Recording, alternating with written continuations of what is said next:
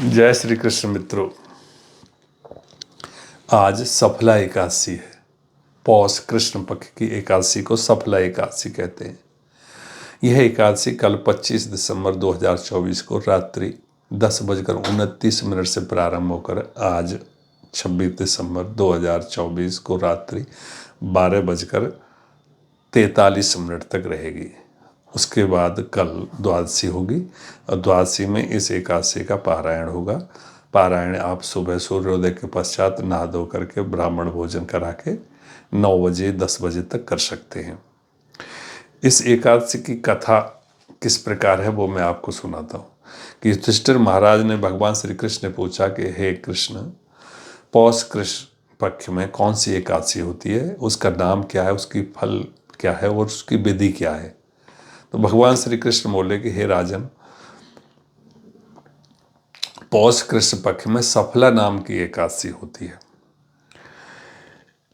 इस दिन विधि पूर्वक भगवान नारायण की पूजा करनी चाहिए। जैसे नागों में शेषनाग, पक्षियों में गरुण और वृक्षों में पीपल और देवताओं में श्री विष्णु श्रेष्ठ हैं, उसी प्रकार संपूर्ण व्रतों में एकादशी श्रेष्ठ है। राजन, सफला एकादशी को नाम मंत्रों के द्वारा भगवान नारायण का पूजन नारियल के फल, सुपारी, बिजौरा नींबू, अनार, सुंदर वेर, आंवला, आम फल, इन फलों से भगवान नारायण का पूजन करना चाहिए। एकादशी के दिन दीपदान करने का बहुत अच्छा विधान है। रात्रि को वैष्णवों के साथ जागरण करे तो एकादशी के व्रत में 4 चांद लग जाते हैं। ऐसा कहते हैं कि जागरण करने वालों को जिस फल की प्राप्ति होती है वह हजारों वर्ष तपस्या करने से भी नहीं मिलता है। हे नृपश्रेष्ठ, अब इस सफला एकादशी की शुभ कारणी कथा को सुनिए। चंपावती नामक एक विख्यात पुरी है। उसके राजा का नाम था महिष्मत। महिष्मत राजा बड़े धर्मपरायण और वैष्णव भक्त थे। उनके 5 पुत्र थे। उनका जो बड़ा पुत्र था वो बड़ा पापी था, पाप कर्म में नियत रहता था, वैश्यागामी था और हमेशा ब्राह्मणों और देवताओं की निंदा किया करता था।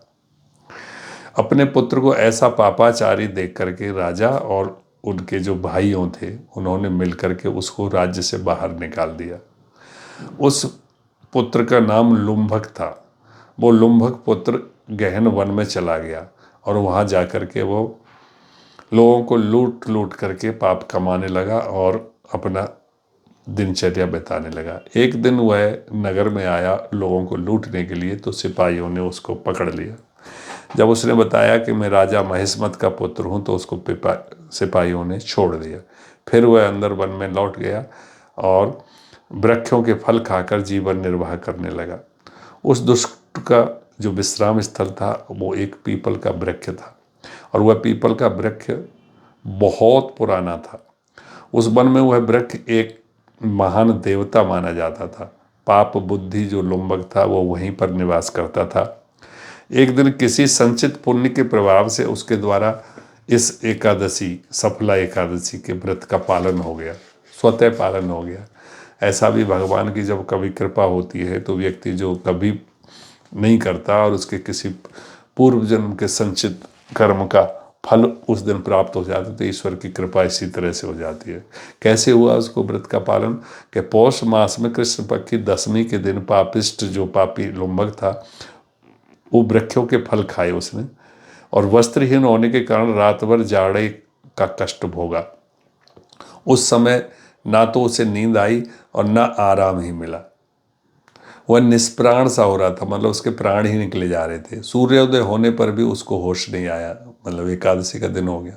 सफला एकादशी के दिन भी वह लुम्बक बेहोश पड़ा रहा। दोपहर होने पर उसे थोड़ी सी चेतना प्राप्त हुई। फिर इधर उधर दृष्टि डाल करके वह आसन से उठा और लगड़ों की भांति लड़खड़ाता हुआ वन के भीतर गया। वह भूख से दुर्बल और पीड़ित हो रहा था। राजन, लुम्बक बहुत से फल लेकर जब तक विश्राम स्थल पर लौटा तब तक सूर्यदेव अस्त हो गए। तब उसने उस पीपल वृक्ष की जड़ में बहुत से फल निवेदन करते हुए कहा कि इन फलों से लक्ष्मीपत भगवान विष्णु संतुष्ट हो। यूँ कहकर लुम्मक ने रात भर नींद नहीं ली, क्योंकि भूख के मारे बुरा हाल था और रात्रि हो गई। इतना उसको कोई पुण्य जागृत हो गया तो उसने रात्रि में वो फल नहीं खाए, भगवान विष्णु को ही अर्पित कर दिए। इस प्रकार अनायास ही इस व्रत का पालन उससे हो गया। उस समय सहसा आकाशवाणी हुई कि राजकुमार, तुम सफला एकादशी के प्रसाद से राज्य और पुत्र प्राप्त करोगे। बहुत अच्छा कहकर उसने यह वरदान स्वीकार किया। इसके बाद उसका दिव्य रूप हो गया। दिव्य आभूषणों से सुशोभित होकर उसने निष्कंटक राज्य प्राप्त किया और 15 वर्षों तक उसका संचालन किया। उसको मनोज नाम का पुत्र प्राप्त हुआ। जब वह बड़ा हुआ तब लुम्बक ने तुरंत ही राज्य की ममता छोड़कर उसे पुत्र को सौंप दिया और स्वयं भगवान श्री कृष्ण के समीप चला गया, जहाँ जाकर मनुष्य कभी शोक में नहीं पड़ता। राजन, इस प्रकार जो सफला एकादशी का उत्तम व्रत करता है वह इस लोक में सुख भोग के पश्चात मोक्ष को प्राप्त होता है। संसार में वे मनुष्य धन्य हैं जो सफला एकादशी के व्रत में लगे रहते हैं, उन्हीं का जन्म सफल है। हे महाराज, इसकी महिमा को पढ़ने, सुनने तथा उसके अनुसार आचरण करने से मनुष्य राजसूय यज्ञ का प्राप्त करता है। हे युधिष्ठिर, मैंने आपको सफला एकादशी का व्रत और उसकी कथा और उसकी विधि आपको बताए। इस प्रकार भगवान श्री कृष्ण ने युधिष्ठिर को ये सफला एकादशी का व्रत और कथा बताई, मैंने आपको बताई। आप लोग जो अभी तक कभी भी एकादशी का व्रत नहीं किए हैं या मालूम नहीं है, या जिन लोगों को अनायास ही मेरा यह वीडियो प्राप्त हो गया है भगवान की कृपा से, वो आज से ही भगवान नारायण की प्रसन्नता के लिए एकादशी का व्रत अवश्य करना शुरू कर दें। बहुत से व्यक्ति व्रत के वारों के व्रत करते हैं, सोमवार, मंगल, बुध, बृहस्पति, सभी सातों के बार। वारों के जो व्रत हैं वो काम्य व्रत कहलाते हैं, मतलब किसी कामना के लिए ये व्रत किए जाते हैं, तो उनका अनुष्ठान भी बहुत ही कठिन होता है। उसमें चूक होने पर वो कामना पूरी नहीं होती। लेकिन एकादशी का व्रत निष्काम व्रत होता है, अतः यह हमको अपने इस लोक में सुख देखकर परलोक में लौकिक गति को प्राप्त कराता है। हम दिन और रात पापों में संलग्न रहते हैं, परंतु अगर एकादशी का व्रत व्यक्ति करने लगे तो उसके वो पाप धीरे धीरे छूट जाते हैं और वो परम वैष्णव बन करके शुद्ध होकर के इस लोक से एकादशी के व्रतों के प्रभाव से परम लोक भगवान के धाम को जाता है। बचपन से लेकर के हम आपाधावी के युग में अपने पैसा कमाने, परिवार को बड़ा करने के चक्कर में ये सारे व्रत त्यौहार सब भूल जाते हैं, परंतु अनायास ही अगर किसी पर भगवान श्री कृष्ण की कृपा हो जाए तो उसको कोई न कोई ऐसा बिंदु अवश्य मिल जाता है कि जिससे उसकी बुद्धि तुरंत भगवान के नाम में लग जाती है। अतः जो कोई भी मेरा ये वीडियो देख रहे हैं उनसे मेरा हाथ जोड़ करके निवेदन है कि आज से ही आप एकादशी का व्रत का अवश्य पालन करो। एकादशी के व्रत का विधि बहुत सरल है कि इस दिन आप निराहार व्रत कर सकते हैं। निराहार नहीं कर सकते तो आप व्रत में खाने योग्य जो पदार्थ हैं, जैसे साबूदाना, आलू और या अन्य वस्तुएं जो व्रत के लिए शुद्ध बताई गई हैं, उनको आप सेवन कर सकते हो।